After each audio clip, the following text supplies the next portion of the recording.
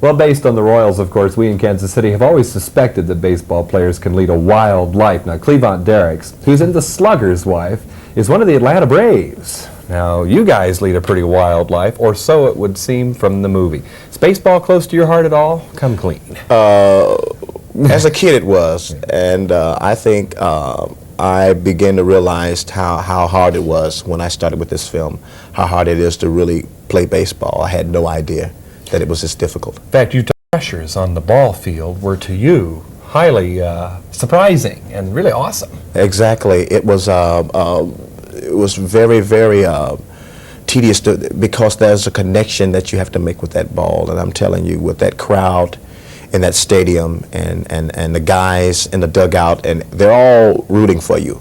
But I mean, the pressure of connecting with that ball was so important.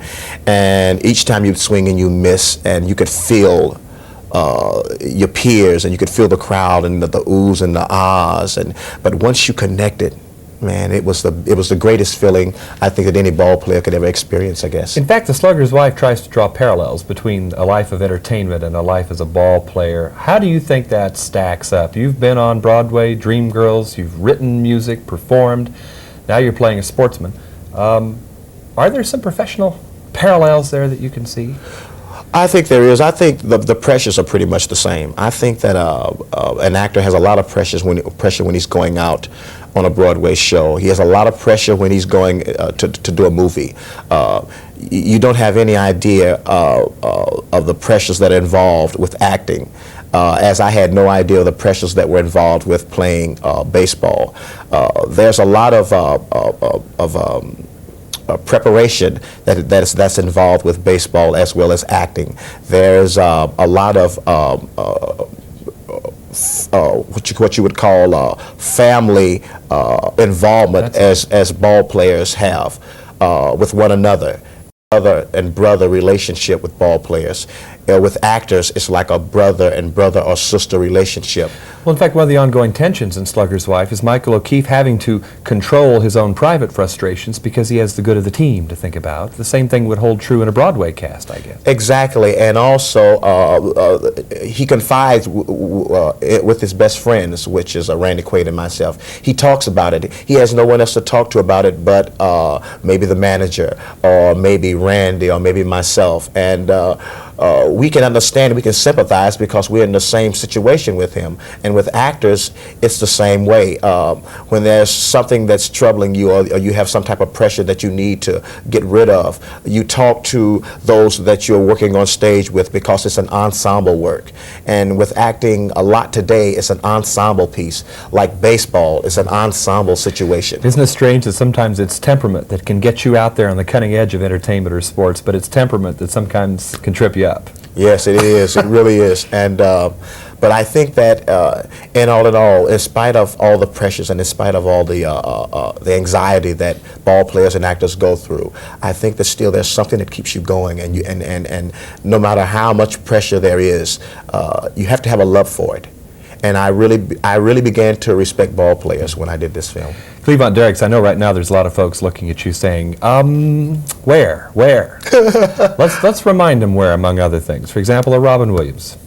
Okay, right. I did Moscow on the Hudson, which was Paul Mazursky's film with Robin Williams, and that was my first film, and that was a great experience too. You got a lot of good notice on that. A lot of good notice on it. To my surprise, because you have no idea what you're going to how you're going to turn out on a film, and that was my first film, and it took me forever. As a matter of fact, I don't think I even saw the film until I was here in Atlanta working on Sluggers Wife. It was my first time really seeing Moscow on the Hudson.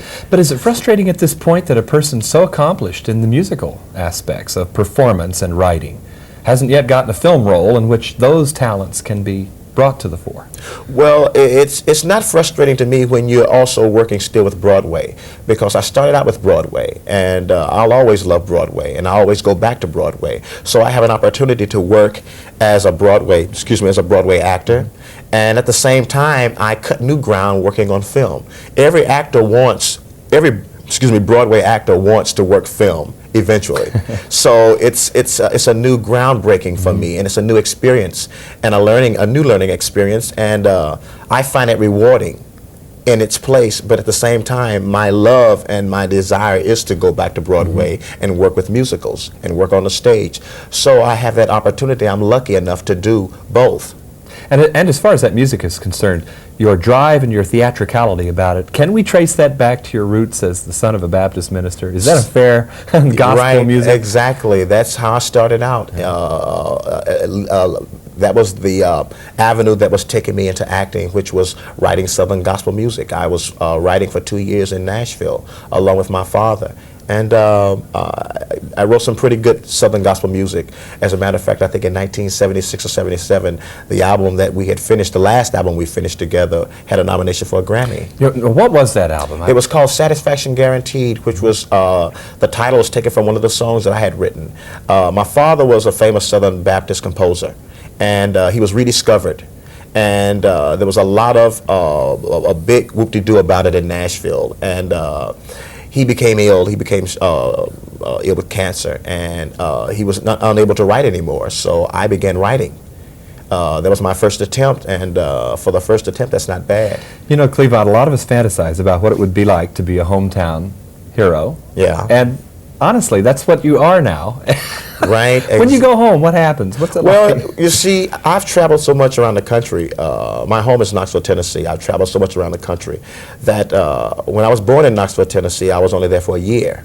And I moved there to Jackson, Tennessee, from there to Beloit, Wisconsin, from Wisconsin to Washington, D.C., and from Washington, D.C. back to Nashville. So what is happening is that all of the places where I've lived and I was growing up, a lot of the people are keeping the pictures, and they're keeping all of the interviews, and they know they're more writing about you than you do. Right, exactly, and they're sending me letters, and they're congratulating me, and it's a good feeling. It's a good feeling to have people that you grew up with who remember you and who are helping you as you are coming along, to appreciate the fact that you're beginning to make it now. CLEAVANT, I appreciate talking with you. It's been a Tell pleasure. you what, there's soul in his music, and in the Sluggers Wife, there's some soul in that bat as well. From Atlanta for KCTV5, this is John Tibbetts.